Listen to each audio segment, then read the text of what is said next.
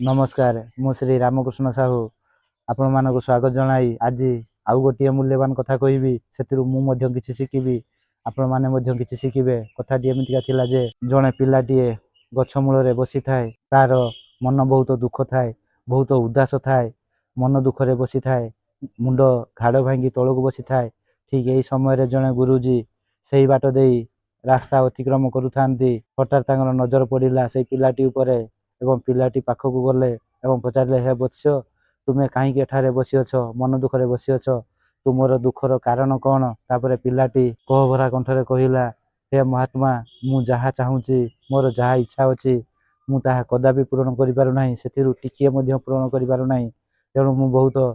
हतोत्साह हो बसी मन दुख हो बसी कहभरा भावना सहित मु बसी अच्छी मोर किसी इच्छा पूरण हो पारना तापर गुरुजी कहले वत्स आदौ चिंता कर ना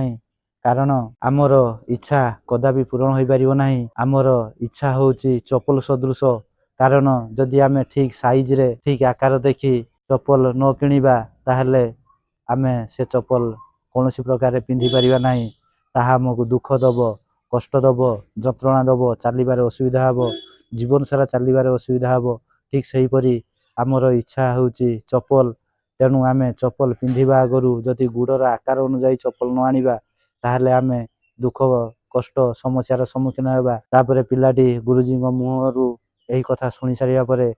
बहुत खुशी हो गला एवं संगे संगे सेठारु चलीगला कहानी एतिक शेष है तेणु कथाटी हूँ आमे अन्य कहार स्वप्न को देखी निजको भांगीदेवा नहीं निजर मन को भांगीदेवा नहीं आमे जदि भविष्य बड़ बड़ स्वप्न पूरण करने चाहूचे ताहले एबेठू छोट छोट स्वप्न देखा जो गुड़ा आम पूरण करिपरिबा तेणु गोटे पर गोटे छुटिया स्वप्न पूरण हो सारापर आम बड़ बड़ स्वप्न पूरण पर चेष्टा करवा नहेले एका बेलके आम पाखे किसी नथिबो आमे होचे बड़ स्वप्न पूरण करने चेष्टा करथिबा साधारणतः गोटे उदाहरण नबा जे आम पाखे साइकेल टीए नाही आमे कार रो स्वप्न देखिबा तेणु ताहा आम पई मूर्खामी हेबो जदि आम पाखे साइकेल टीए नाही प्रथम आम साइकेल टीए किनिया पई चेष्टा करिबा जदि आम साइकेल किनि पारुछे किछि वर्ष अतिबाहित हो गला परे गोटे मोटरसाइकेल किनिया पई चेष्टा करिबा किछि वर्ष मोटरसाइकेल अतिबाहित हो गला परे गोटे कार किनिया पई चेष्टा करिबा ताहा ही होउछि हमर स्वप्न ताहा ही होउछि हमर प्रगति तेणु अजथा निजर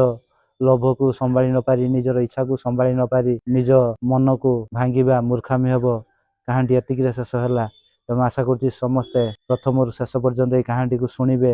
हृदयंगम करेंगे उपलब्धि करेंगे अनुभव करेंगे रोचे जय बजरंग बाली।